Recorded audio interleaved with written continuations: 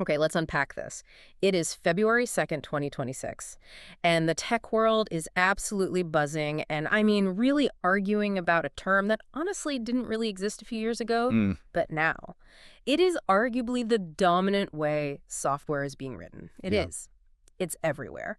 And it is so controversial. We are talking about vibe coding. It sounds like a dance craze, doesn't it? Yeah. Or maybe, a Spotify playlist. Right. But it is actually a fundamental shift in like the architecture of how we build the web. Mm-hmm. And if you believe the sources we are looking at today, Yeah. specifically a really heated article from Hackaday and a new preprint paper by Corin et al., this shift might actually be killing the ecosystem that built the modern internet, open source. Killing open source. I mean, that is a massive claim. It's huge. We are talking about the foundation of everything from the servers running this podcast to the Android phone in your pocket. Sure. So the mission for this deep dive is to figure out if that's just hyperbole or if we are actually watching a slow-motion car crash. We've got this paper, we've got some pretty startling statistics from 2024 and 2025 regarding productivity. And we have a comment section. Oh, man. The comment section on this article is a gold mine of debate. The comment section is where the real philosophy is happening here. It's fascinating. It really is. But before we get to the doom and gloom or the surprising defenses of this practice, we have to define it. What exactly is vibe coding? Because I think a lot of people might be doing it without even knowing the name. That's likely true. So the definition here is crucial. Vibe coding isn't just using an AI like, say, Copilot or ChatGPT to auto-complete a line of code you were already writing. Okay. That's just being a faster typist. Vibe coding is a change in the relationship between the human and the machine. In this model, the developer stops acting like an engineer and starts acting like a customer. A customer. That's a really interesting way to frame it. Exactly. You are the client. You tell the LLM, the chatbot, I want a website that tracks my crypto portfolio, or write me a Python script that sorts these 1,000 PDFs by date. And you don't care how it does it. You don't necessarily care how it works. Nope. You don't read the documentation. You don't check the syntax. You check the vibe. The vibe being. Yeah. Does it run? Does it not immediately crash? Right. Does it look correct? Does it throw an error immediately? If the answer is, it seems to work, you ship it. You are effectively delegating the engineering to a statistical model and assuming the role of a product manager. That is a huge psychological shift. I mean, I remember the days where you had to agonize over every single semicolon. You had to understand memory management. Of course. Now you're saying people are just ordering code like they order a pizza. I want pepperoni. I don't care how you cure the meat. And that convenience, it comes with a hidden cost. The Hackaday article outlines the central thesis from Corin and his team, and it centers on a concept they call the loop break. Okay, let's drill down on this. This seems to be the core of the argument against vibe coding. What loop are we breaking here? Think about the traditional open source cycle. This is the engine that has driven innovation for, 30 years? Right. You have a problem. You go to Google or GitHub. You search for a library or a tool. You find an open source project. You download it. But critically, you read the documentation. Right. You have to. You have to learn how to use it. You have to understand the inputs and the outputs. Exactly. You learn it, and maybe you find a bug. If you're a good citizen of the web, you report that bug to the maintainer. Sure. Or if you're really ambitious, you fix it yourself and you submit a patch. This is the organic selection process. The best tools get the most eyes, the most fixes, and the most traffic. It's a community effort. Iron sharpens iron. The more people use the code, the better the code gets because humans are scrutinizing it. Precisely. Now enter vibe coding. The developer asks the LLM for a solution.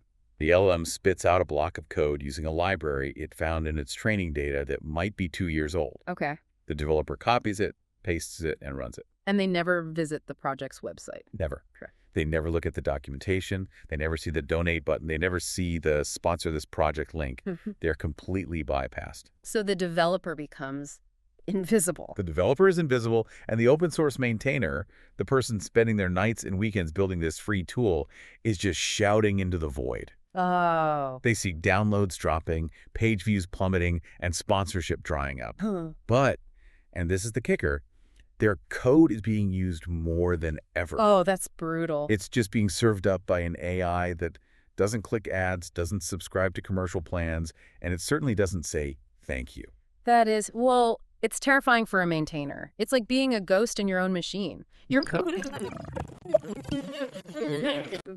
a really sticky analogy for this. Spotify. Yes, this is where the economics of it get really, really depressing. The article compares open source maintainers to musicians on streaming platforms. We know that on Spotify, the top 1%, the Taylor Swifts and Drakes, get all the plays and all the money. Yeah. Well, 80% of artists get basically nothing. Right. The long tail just starves. The fear is that LLMs will do the exact same thing to code libraries.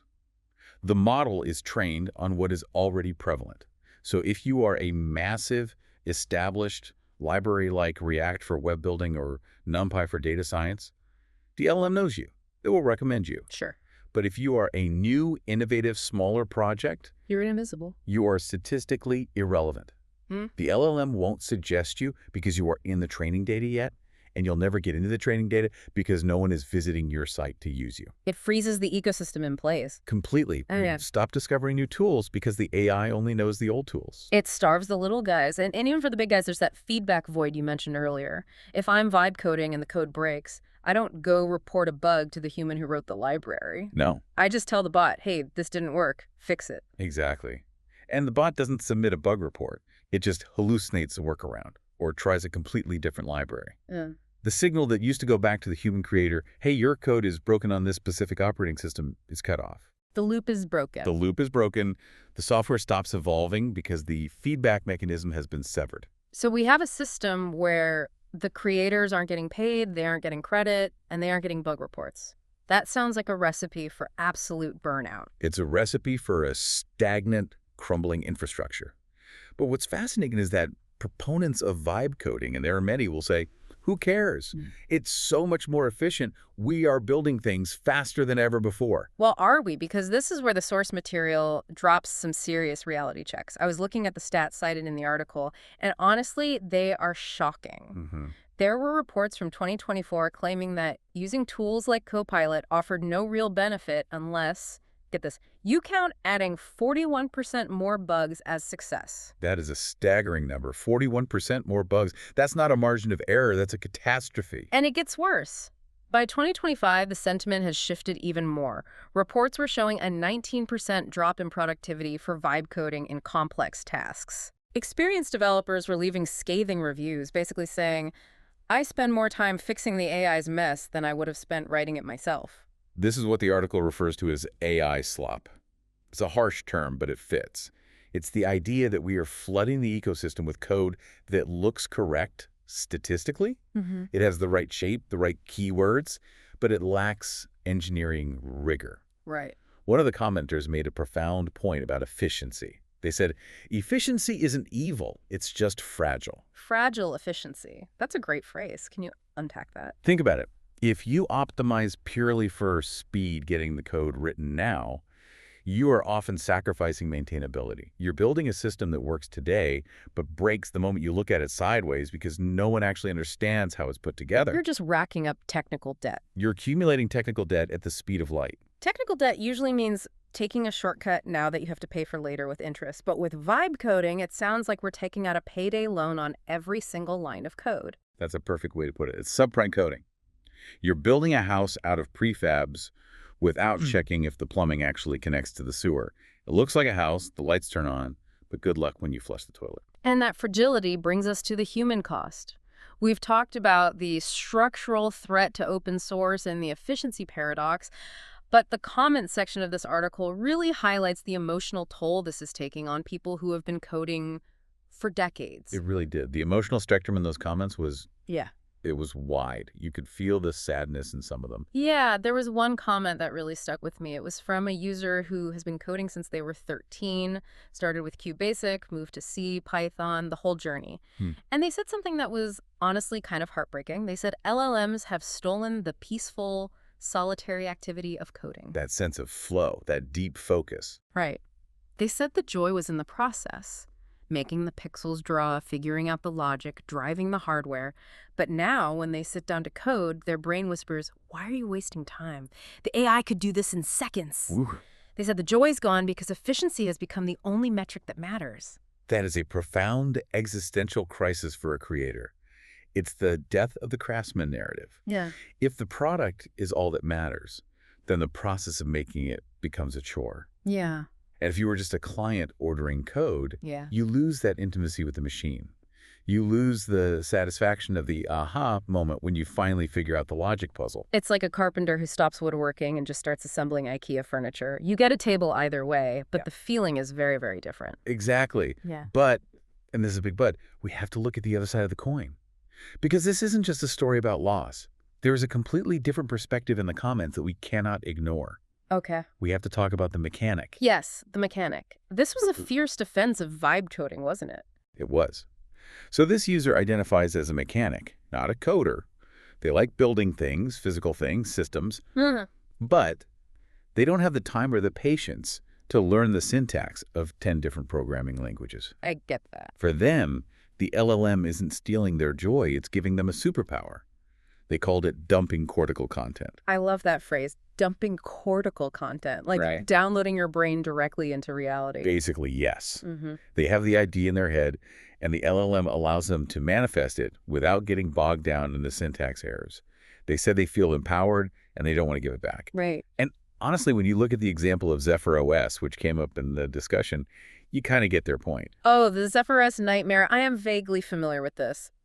For those listening who haven't had the pleasure, Zephyr is an operating system for embedded devices like tiny chips and smart gadgets. Yeah. And apparently configuring it is, let's call it character building. That's a polite way to put it. It's notoriously difficult. The user described it as a labyrinth. You have to touch files like board.dts, kconfig, prj.conf, app.overlay. It's a mess of cryptic configuration files just to get a board to say, hello, world. It is. A human beginner would quit. I would quit. Most people would. It's a huge barrier to entry. But this user, they used an LLM as a partner.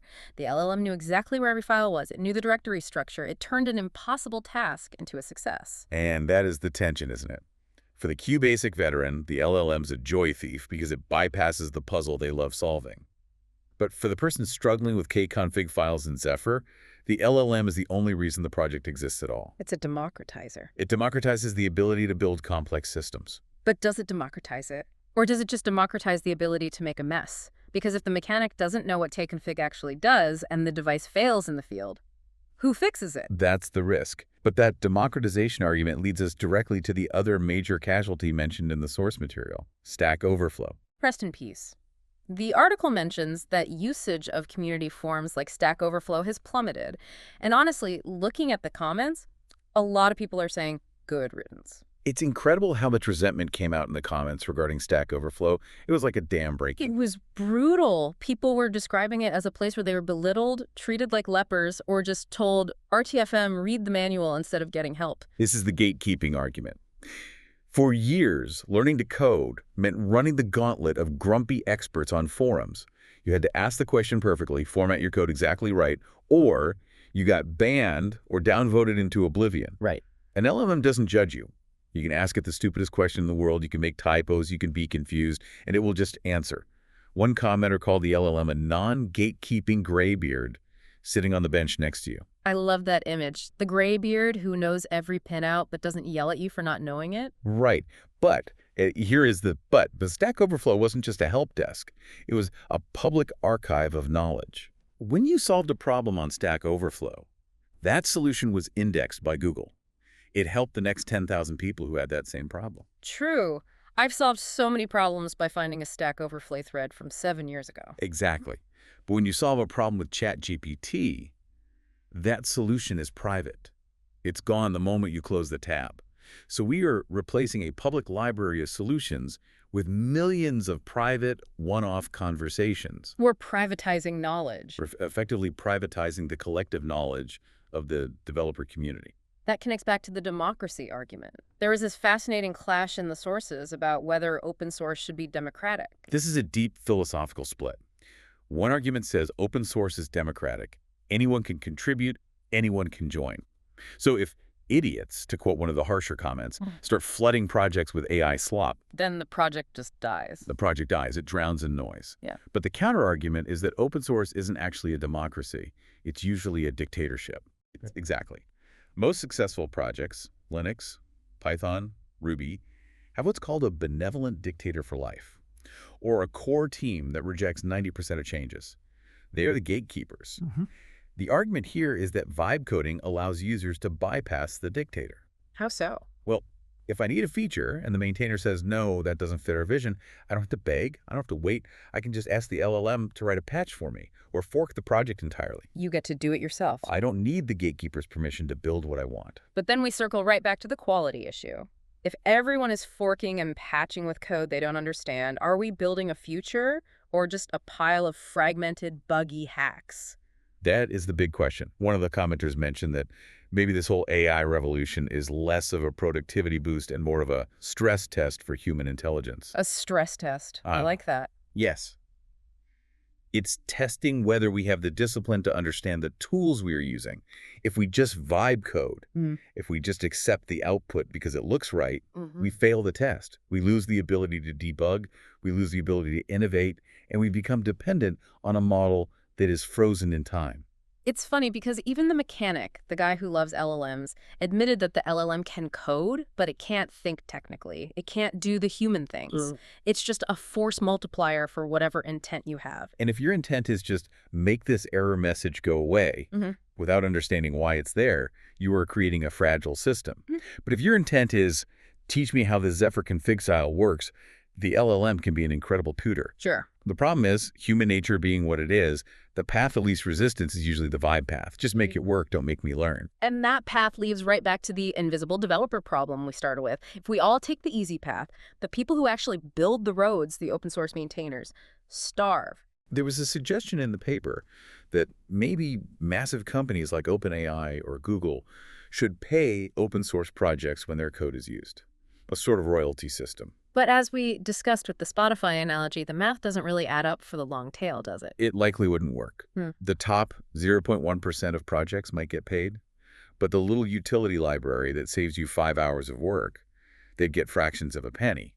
It's not a sustainable model for the vast majority of the ecosystem. So where does that leave us? We have a technology that allows a mechanic to build an embedded system in a weekend, which is objectively amazing. But that same technology threatens to bankrupt the people who wrote the underlying code, flood the world with buggy software, and kill the communities where knowledge used to be shared. It leaves us in a transition period, a very messy one. We are moving from a world of creators to a world of curators. The skill of the future might not be writing the loop, but knowing which loop to ask for and being able to verify if the machine is lying to you. But to verify if the machine is lying, you kind of need to know how to write the loop yourself, don't you? That is the paradox. Yeah. You need the skills to supervise the AI, but using the AI robs you of the practice needed to build those skills. It's a catch-22. We might be raising a generation of architects who have never laid a brick. Wow, that's a lot to chew on. It feels like we are standing on a precipice here. We are. And I think the takeaway for anyone listening, whether you are a vibe coder or a hardcore engineer, is to be conscious of that loop. If you use an LLM to fix a problem, try to understand how it fixed it. Don't just paste and run. Right. And if you use an open source library that the AI recommended, maybe take that extra second to go find the human who wrote it. Visit their GitHub, buy them a coffee. Don't let the developer stay invisible. Exactly. Keep the loop intact. I think that is a perfect place to wrap up the analysis. But before we go, I want to leave our listener with one final, slightly provocative thought, inspired by something hinted at in the comments about gluing versus creating. Go for it. If vibe coding means we are all just acting as customers, ordering code from a menu of data that already exists, are we actually capable of inventing anything new? Or are we just trapped in a loop of recycling the past, gluing together old ideas faster and faster until everything looks the same? That is the question of the decade. Are we building the future or just remixing history? Something to think about the next time you hit generate. Thanks for taking the deep dive with us. See you next time.